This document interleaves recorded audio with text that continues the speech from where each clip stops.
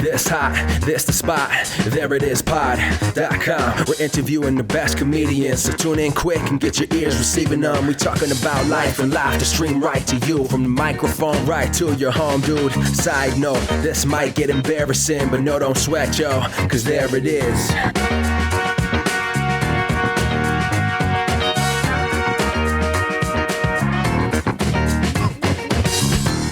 Welcome to the There It Is podcast, a comedy podcast to find your inspiration. I'm your host, Jason Farr. Let's do this. Special episode of the podcast. Today we are joined by girlfriend of the show, Justina. Hello. Very good to have you with us. Oh, it's so good to be here. She's been watching a show on Netflix that does they have a lot of Harlots. Check it out. It's my favorite show of British all time. Is because she's been watching that show. But they talk more like this. That's true. Mm-hmm. And so today's episode is going to be talking. It's a comedy shop talk episode, but the big ticket item is going to be the new newsletter, which we will get to later. But first, a couple other little things that have been going on just to catch you up on stuff going on with us and just, fun topics. Before we get to that, first up, we have been in Reductress a number of times lately. Oh, I look familiar? Probably because you've seen me in Reductress. And when I say in Reductress, we mean in the pictures. Not for those who do not know, Reductress is a satirical news publication, very similar to funny. The Onion. And we have been big fans of Reductress for years. It is so funny. It has more of a feminists/feminine skew than The Onion. Like it's audience. Like I think it's like directing its stuff towards ladies. I feel like a lot of issues, topics. Yeah, I guess, is, what is their fodder? Right. Like if The Onion is the news, this is like women's lifestyle. Yeah, I agree with that. And so we had the opportunity because a friend of ours who is a writer for Reductress, her name is Katie Steenerson, and she's a very talented, very funny lady. Yep. She writes and contributes to Reductress, but she lives in South Carolina, and so she was notified about this opportunity for a photo shoot, and she shared it with us, and we got to be involved, and it was awesome. And I just get the biggest kick out of seeing either you or me in one of these. Like, it's just so funny. The shoot was interesting because they did a couple of different groups. It's fine if you want to drink some it has ice. That has ice in it. It's an episode where we get to drink a little bit. And so we're going to get real loose as the episode goes on. But for real, they did a couple of different rounds in the same day, and Justina was in a different round than I am in. So when you see photographs of me speaking to a woman in a picture, it's not Justina. It's because it was a different round than she was. It's like interesting because it's one of the biggest rewards of moving to New York with the least amount of work. It took us less than an hour each to do this shoot. We didn't have to do anything except they were like, "Oh, look sassy," or "Just smile." Put your bag down or carry your bag in this. They had no idea how they were going to be used. They were just like, here just some ideas. Yeah. And we'll just see what matches. And they've used a few pictures of each of us. Yes. But they have reused some of the same pictures of us. And I can't even point to all of the different ones we were in. But, at this point, I don't remember the number. Yeah. That I've seen. I don't either. But I don't know. I just think it's so great. I'm so glad that we got to be a part of that. Thank you so much, Katie. Yeah, and thank you, Reductress. Yes. Next topic, something that's going on, at least for me, I submitted, there's a open writing submission for SNL, and I submitted for it, and that was mid-month that I did that. That was the middle of July when that was due, and that was an interesting process. I haven't heard anything back. I don't necessarily expect to. I'm sure they've gotten 1 million, and there are just so many talented people who have submitted, and I don't have, I'm not doing sketch regularly now, so I don't necessarily have the chops necessarily that they have, but it was a fun experience, a fun exercise. I enjoyed what I wrote. And it just made me feel nice to have done it, regardless of what comes of that. You gotta do stuff like that. You miss 100% of the shots you don't take and all that stuff. And also, you just feel better. And this book that I'm reading, Justina, for background, for all the listeners, loves a good self-help book. And the one I'm currently on talks about just do your best. It will eliminate all of these feelings of guilt or like what ifs if you just in the moment just do your best. That doesn't mean be perfect, but you submitted. You did something. Thank goodness. Yeah. And now you have, I know you wrote some sketches for this, and now you have those sketches, True. ready to go. Yeah, I wrote 4. Yeah. One of them I couldn't use because it's an opening monologue. But, yeah, I mean, I have a few things that I've written now that I can just say I Put I into have. your portfolio. Right. And My portfolio is all stuff from like 2 or 3 years ago because I haven't written in a long time. Yeah, well, yeah, probably too, because you did the writing classes I've done a couple classes years here. ago. Yeah, I'm glad I did it, and that was one of the things I told people was like, you can't move to New York for comedy, and then when you have this opportunity, No kidding. not do it. Yeah, no, which you don't have to move to New York to submit to SNL. Right. But if you live Right. in New York for comedy purposes and don't submit to SNL, like, Find what out are you about it. doing? Right. Yeah. And also, I almost didn't do it because I started to psych myself out and say, well, I'm not good enough for it, or they're not going to like, what I write, whatever, blah, blah, blah. But someone that I'm trying to get on the podcast, she's a writer and she was an executive producer of, and I guess she was also, I think, she's maybe the main showrunner. I can't speak to that, for Busy Phillips' show, Busy Tonight. And I have been able to chat with her. And she said yes to doing the podcast. We're just trying to figure out a time to get her on. But long story short, I mentioned, she actually asked me if I submitted. And I said to her, I don't know if I will. I don't know if they'll like it. And she was like, submit your work and let them decide if they like it or not. A lot of people are not cool with the fact that maybe SNL can use your ideas without crediting you or paying you. Also, it's like, that's a very hard, fuzzy area. Like, how can you unread an idea? It's always there. If it's in the back of your head and you don't realize that you got it. Yes, from and that, I know you have seen, you went into a discussion on this on Facebook about like writers going to improv shows and and stealing those ideas. Like, that's happened to me, not on purpose. I've never used an improv show idea for anything I wrote ever. Unless I was doing improv for that purpose to create something, but not someone else's. But how you can't unlearn that. Like, if you see something funny in improv, I just, it will always be in your brain. As much comedy as you see, there's stuff back there that, you're not. How are you going to be able to divorce it all? Like, there's some moves that you learned, and subconsciously they're there, and they'll come out subconsciously. You didn't realize. It's one thing when it's like word for word the same sketch. And so there are differences to this. And I know when Robin Williams was talking about people accusing him of stealing, he was like, I just would sit in a comedy club for 4 hours and just watch people because I was a fan. And I didn't know all stuff was getting filed back there in my brain. Totally. And it I didn't realize when I was being off the cuff that it was something somebody said. Yeah. And I think a lot of comics have had that experience. Yeah. But there's also parallel thought. Yeah. And the thing that I was original. Right. The reason I think, for the most part, that SNL is doing it, and I understand that there are people who actually are legitimately stealing.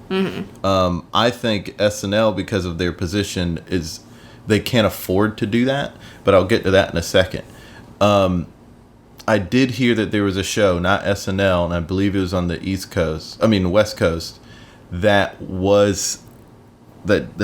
did get caught sending their writers to comedy shows to steal ideas. That's crazy. That is crazy, but I'm not super surprised. Yeah, because it's like, like the stuff with the whole Dane Cook, Louis C.K. Itchy butthole joke. Yeah. And then also the funny name joke, and people are like, oh, they're so similar. They're so similar. Dane Cook did it afterwards, though, and he stole it from Louis C.K. And I was like, Steve Martin did it in the 70s before both of them. Right. And nobody's saying Louis C.K. stole it from Steve Martin. Mm-hmm. So, probably Louis C.K. heard the Steve Martin bit. And it probably was just in the back of his head. Yeah. But also, a lot of things a lot of people are going to just think of. Because that's just how our brains work. It's parallel thought. And that's just something that's going to happen. And Harris Whittles. We have a friend named Harrison, but Harris Whittles was talking on WTF about when he would write for shows and he would try to police, we can't do that because so-and-so did it. And it got to a point where it's just like impossible to avoid doing something that no one else, doing a topic or a kind of bit that no one else did. Yeah. And I think that's the case with these things with SNL. So let me just talk about what I said I would get back to with SNL. Like, in the early to mid 2000s, Lorne Michaels had a website, just because every famous person had a website back then, because people would tell you to have an online presence. And there was a contact section. But when you went to that, it told you, do not send bits. Do not send sketches, do not send jokes, don't send anything through this channel. If you do, then consider it owned by NBC. Oh, interesting. That was to just keep people from sending stuff through that. Yeah. And B, to eliminate people litigating over frivolous stuff. And, if someone stole something word for word, then they deserve to get sued. But there are people, there's this guy who sued Conan, saying that Conan and his writers stole these Tom Brady jokes, and they were like low-hanging fruit jokes that literally everybody who made Tom Brady Deflategate jokes made. Yeah. It was all, it was like the same. It wasn't word for word the same. It was, the beats were the same. Yeah. And that's the thing that you're gonna easily do as somebody else. It's similar to what someone else did. So I think SNL is just protecting themselves from frivolous lawsuits. 100%. Because the people who are writing next season did not go through those submissions. Yeah, 100%. They didn't. And Michael Che didn't even go, he's a head writer and he didn't even go through those submissions. There is some lonely person who went through all of those and wrote notes and then said, this is the best of the bunch and here are the notes for why I think they're strong. Because that's how those things work. That's how studios get scripts from people, and they just have some intern read them. Yeah. And then break it down. So, your stuff isn't going to get stolen from SNL. I feel like it just, is a good point that we're making, that if you have a genius idea, you just have to do it and produce it yourself, a.k.a. the There It Is newsletter, to be addressed later in this podcast. Yes. Let's get closer to talking about that by getting on this next subject, which is just a nerdy subject. But for the last year or so, I've just noticed that comedy movies have not really been doing as well. And when I think comedy movies, I know they're comedies, but I'm not counting animated movies. And I'm not counting a movie like, Avengers, even though it's funny. I'm counting stuff that's like Ghostbusters or Anchorman or 21 Jump Street. Those are the sort of movies that I'm going to call comedies. That's what I'm going to think of when I think of comedies. And so you had movies like The House with Will Ferrell and Amy Poehler that underperformed. And Amy Schumer had 2 movies that underperformed. She had the one with Goldie Hawn. Right, yeah. And she had I Feel Pretty. And I Feel Pretty, maybe it was a modest hit. I loved I Feel Pretty. I didn't see the one with Goldie Hawn, but I thought I Feel Pretty was so funny. Yeah, and so, to me, with the Goldie Hawn one, I thought it was poised to be as big as Trainwreck, maybe even if it was 7 years ago, The Hangover. Because it was that style of, we're putting a lot of money into this, and there are a lot of big moments. Yeah. Like Hangover was. And a lot of people lately have been pointing out, like, gone are the days of Wedding Crashers and Hangover, huge comedies, huge, big comedies. And I think Will Ferrell was talking about that when he went on a podcast recently, within the last month, which made me talk about this, which made me want to bring it up. But I decided to look at what movies were doing well, what comedies were doing well, and which ones were not. And I was surprised to find out that there are some movies that I wasn't considering comedies being considered as comedies. Like, for instance, Spider-Man Homecoming is considered a comedy. Even if others consider it a comedy, I do not. I didn't think of it as one Yeah. because superhero movies have been funny for a long time. Yeah. And so it just seems like a superhero movie.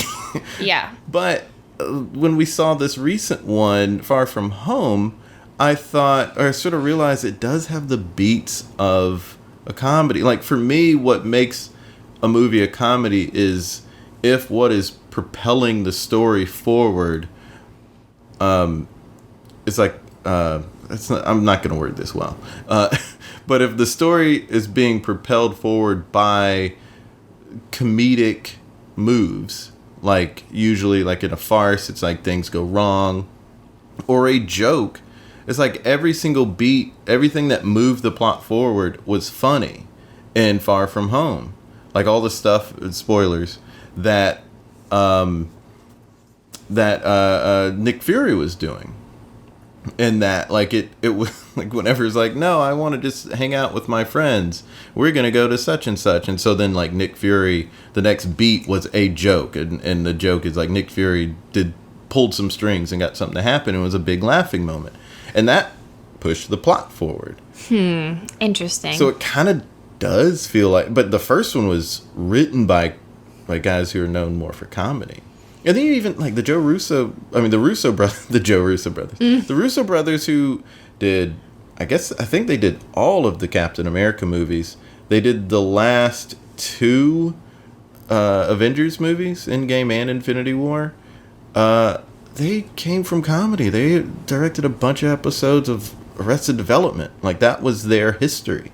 So it's sort of like blurring the lines for me, but it changes what we can consider a comedy or not. And if we're just talking recent memory, the highest grossing comedy of the last 5 years, which is the last 5 years is when a lot of these movies haven't been doing well. Incredibles 2. That's a comedy? $608 million. Yeah, they're considering that a comedy, and it's like a fish out of water father comedy. I mean, I thought it was super funny, but does it matter if it's a kid's movie or not? Yeah, that's the thing. It's like, if it's a kid's movie, of course it's going to be silly because it's trying to appeal to kids. Is that technically a comedy? And it's like, well, Looney Tunes is definitely a comedy. Yeah. And that's, so I don't know. Well, Space Jam is a drama. So. Yeah, I mean, it has a very central dramatic point. I mean, it's a sports drama. It was a sports drama. It's basically Remember the Titans. It's Remember the Titans, but it's also like the reason he was not playing basketball was very dramatic in real life. Like, No, I know. because his dad died, yeah. and so like you think about it, that movie is a drama. The way Die Hard is a Christmas movie. But number 2 for the last 5 years, it's like highest grossing comedy, was Deadpool. Oh, that's funny. Deadpool, oh, it's an action movie, but it's so funny. It's so fun. And that is an exceptionally witty superhero. yeah, it's an action comedy. Yeah. I mean, if Beverly Hills Cop is a comedy, yeah, I know. Lethal Weapon is considered Deadpool is so buddy funny. action cop Oh, comedy. yeah. I think it's Yeah. a comedy. And third was Spider-Man Homecoming with $334 million. Deadpool 2. These are all movies actually within the last couple of years, because Deadpool's the oldest from 2016. Deadpool 2 is number 5. And these are movies that are considered comedies, but you wouldn't necessarily call them comedies.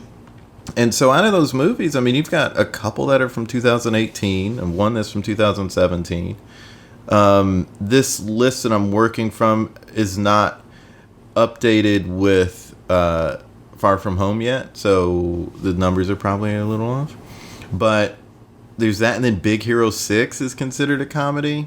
Yeah. I don't know. So like all these movies you don't consider a comedy are the biggest comedies of the last 5 years. They're not the ones that are what we kind of traditionally call comedies. Well, then maybe you could say that it is the end of an era, at least for the time being. Like, Wedding Crashers and Anchorman were made yeah. explicitly to be comedies, you Yeah. know? And Yeah, it's these other ones interesting. are like kids' movies or action movies or superhero movies, you know? It's a really interesting thing, and you also like we talk about some of the like Hangover and Wedding Crashers. Maybe Wedding Crashers. No, Wedding Crashers was actually not Todd Phillips, but he did the 3 Hangover movies, and he did a couple other big comedies of the last several years. And his next movie is The Joker. Like Yeah. all these comedy guys moving into more heavier stuff. I mean, Adam McKay, a prime example. He did all these silly movies for years, and then he did a couple of very serious movies in recent years. But if we're talking more serious, like not more serious, but more traditional comedies, then 22 Jump Street is the 6th highest grossing comedy of the last 5 years. Then it's Pitch Perfect 2 and Crazy Rich Asians and Neighbors. Oh, yeah. So, you do get those in there, but even some of, all the other things that are around it, like Pokemon, Detective Pikachu, and Shazam, all these movies have this other huge, of course it's going to do well element to it. Like if it's a superhero movie, of course that's going to do well. Of course that's going to do better than The House. Right. But people aren't going to see movies. I don't know why, but people aren't going to see comedies that are like that, those traditional comedies. So you're right, maybe it is the end of an era, or it'll just, for now, as you said. Okay, well, let's talk about the reason we are having this episode. And it's big, and it's that the podcast is launching a newsletter, a comedy newsletter. Oh, Thank you. Please say. I am so happy about this newsletter. I think it's a great idea. As soon as you told me about it, I was like, do it before someone else does it, because it's one of those things like when you think of the idea, it's like it's simple, anybody could easily Yeah. think of it, and Yeah, it's not anybody like could I- easily do it. Right. It's So, not like I created Yeah. I engineered something Yeah. nobody knew could So do. I'm glad that you're doing it. Do you mind if I ask you a series of questions Yeah, about I'd like it? that. Yeah, and this is something that I just for the turnaround on this. It was either right before July 4th or right after Yeah. that I thought of this idea. Mm-hmm. And now it's launching on Wednesday. It's launching tomorrow. So Oh yeah, tomorrow. Very good. So in I guess 100 words or less, and I will count them as you answer. What is the purpose of the newsletter?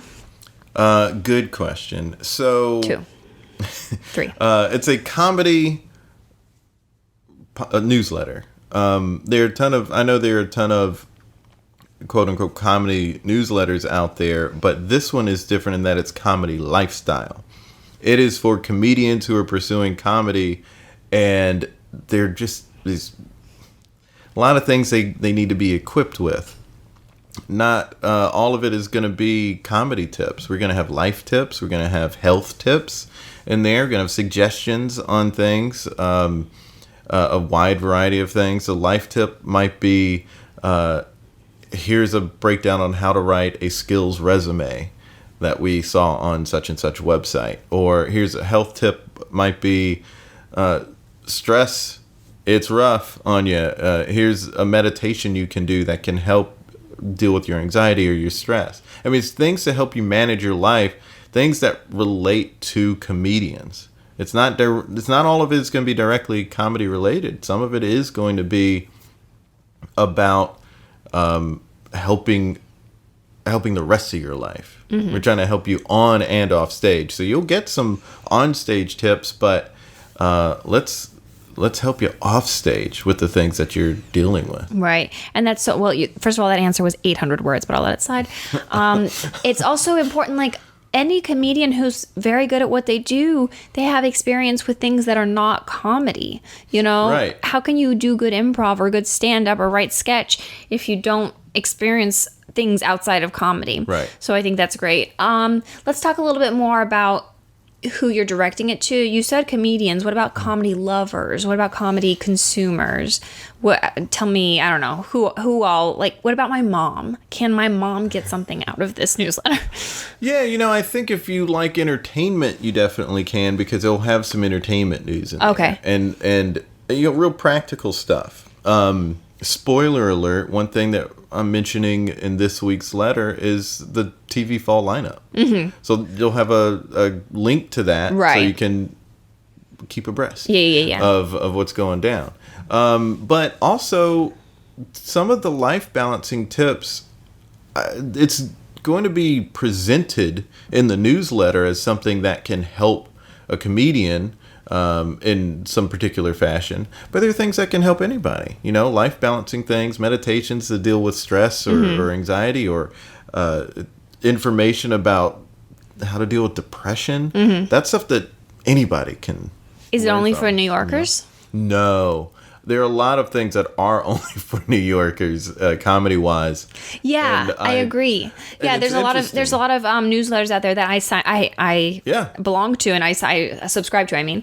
And yeah, they're only for things that are happening in New York. Yeah, there's a big one that I just got an email, and it was just like comedy shows in Brooklyn specific. So it's like, wow, and that's great. I love for that they me. exist. Yeah, 100%. I'm That's so real happy. Great for me, but if you don't live in New York City, what good does that do you? No. You know? What I'm hearing is you were trying to conquer the world. Yeah. Okay, great. Okay. No, but I hope that anybody can get something from it. Right. And I don't want to put things in there. It's like, well, here are the open mics going on in New York. Like, I'm not going to mention open mics because people know they can go to that website Right, and just right. find That's the the one thing. in their town. Yeah. And if they don't, then I can link to it in a newsletter and let people know, like, there's a resource, there's a different resource for Right. you that you can use. And that's maybe not something your mom could use, but hopefully the things that are in the suggestions, because some of that stuff is just edifying. Like, I have a buddy who listens to the podcast, not doing comedy, but he likes listening to the podcast. He doesn't do it. He just likes hearing what people are saying. And Right. There are times where I will link to something I watched that I thought was just interesting, and it was someone kind of explaining some piece they worked on themselves, and people who are just comedy lovers like that stuff. Great. My next question is about how you're going to curate all this information. What gives you the right to put all this stuff together instead of anybody else? Well, My next question. I don't think that I'm better at this than anybody else necessarily. All right. Well, I guess I'll But answer I the will question for say- you. You are way good at this. I'm not saying that I'm not good at this, but thank you for the support and the encouragement. But what I and for trying to keep me in check if I'm being too hard on myself. So I do genuinely appreciate that. But I just want to say that one thing I do want to stress is that this isn't me putting myself out as a guru, because all these tips are coming from somewhere else. Right. I'm just a weirdo who looks at all this stuff all the time. I believe the term is nerd. And I've watched John Mayer do a couple of different clinics at Berklee School of Music. I believe the term is nerd. Yeah. And I don't play guitar. I don't have a guitar. I'm not studying music to write songs. That's what a clinic at Berklee School of Music is for, and I still watched that years ago. And when watching it, because of just the way he was talking about creation, I was like, oh, that still relates to me. I was watching it just to, like, take a step away from comedy and just enjoy something about someone I'm a fan of. And I still found it edifying for my comedy. And things like that are just things that I've come across for years and years. And I look at this stuff every week. Right. And I don't think the average person connects those dots. Yeah. And they definitely are things that I've found useful, and I think other people could too. And that's why I'm curating it. Yeah. Yes. I think you're the perfect person to curate such a newsletter as this. I had another question. Oh, yes. I understand there's some type of giveaway in the first 8 weeks. What the heck? Can you tell us about that? Right, we are giving away, we're doing a book giveaway, essentially, and we're going to have 8 different books. And for the first 8 weeks, for people who sign up to the newsletter, So they must be subscribers. you have to be a enter subscriber. to win. Okay. Right, that's subscribing is how you enter to win. And we'll do it fair. We'll just it's basically pulling a name out of a hat, essentially, out of those subscribers. And we'll send you a book. And this week's is a book by Mike Sachs. He's the author of And Here's the Kicker. But this book that we're going to give you is Poking a Dead Frog, Conversations with Today's Top Writers. And really interesting book, and it's good for comedy nerds, and that's the book that we're giving away this week. Week 1. And we have 7 other great books that we're going to do. Off the top of my head, what were some of the ones we decided? I think we'll do Born Standing Up. Yeah, I think How to Be the Greatest Improviser on Earth. Yes, we're looking for suggestions because we have some great books, but they're mostly by male authors. And guess what? That's totally fine. These are awesome books. But if you have an idea. Yeah, we have a couple that people might mention. Yeah. I was considering Bossy Pants, but that one is one that I feel like everyone's read. I feel like everyone's read that by this. At this point, everyone has read that, and it's a great book, and everyone should read it. Book. But I think a lot of people, really, especially a lot of the people who are going to subscribe to your newsletter, most of them have read that or own that, I feel like it, or own a couple copies of it. Yeah, right. The hardcover and the paperback. So we have a list. We're going to get these books. We're Joe Toplin. We hope to get his book. Oh yeah, his about how to write for. That's a great book. That's like the Bible of stuff like that. Yeah. Okay, and then my final question, and then I'll leave it up to you to say anything else you feel like we need to hear about the newsletter is, are you selling my email address? Is this legitimate? Am I going to get a ton of emails from advertisers? I don't think you're going to get any from advertisers. I'm not giving advertisers your info because we don't currently have sponsors or anything like that, so I don't really know how that works. So the answer is no.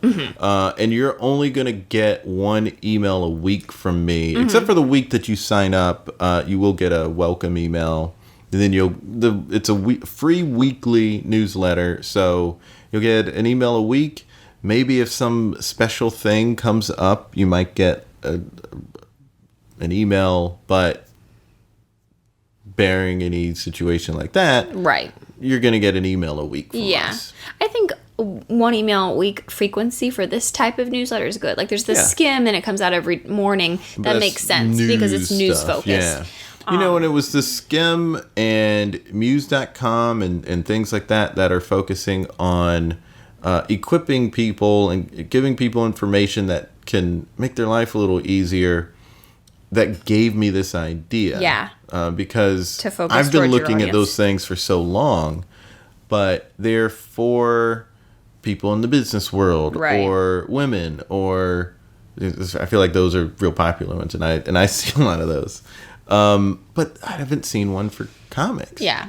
And so those sites that I think are really great resources and places for getting information, they gave me this idea. And it's so if you're familiar with those things, it's that about comedy. Yeah. Sweet. There it is. There it is. Well, thank you, girlfriend of the show, for being here. You're welcome. And we are going to drink some more wine. Yes, and cook dinner because I'm starving. I as well. Hey, thank you for listening. That was today's episode. And tomorrow is the launch of the There It Is newsletter, which some people, Rob, who's been on the podcast, was teasing me about saying the There It Is podcast. The There It Is. That is what it's called. It's not just, I can't say thanks for subscribing to There It Is podcast, or whatever. Anyway, like us on Facebook and Twitter at There It Is Pod. You can also follow me on Twitter at Jason Farr Jokes and on Instagram at Jason Farr Pics. And you gots to sign up for this newsletter. You can go to thereitispod.com. We've got a little tab there you can click on. It'll take you to where you can sign up for the newsletter and be entered to win our giveaway. Can't wait to share it with you. We have some fun guests coming up. Until next time, be good to each other. The music for the theme song was created by Neil Brooks. The rap was written and performed by Nick Acevedo. The logo for There It Is was created by Jeff Prater. The There It Is podcast is produced by Jason Farr.